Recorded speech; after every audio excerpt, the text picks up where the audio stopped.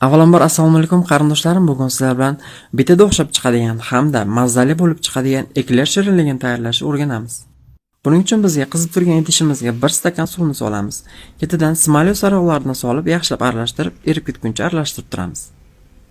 So'ng tuz hamda 1 stakan unni sita yordamida elab olamiz.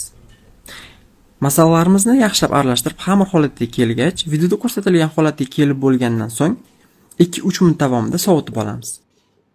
3 dona tuxumni chaqib atalab olib, mikserga solingan xamirimizning ustidan oz-ozdan solib, mikser qilamiz.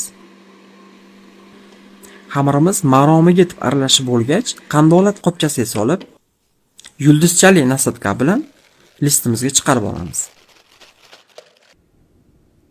Va oldindan qizirilgan duxovkada 190 gradus, 185 gradusda 45-40 minut davomida pishirib olamiz.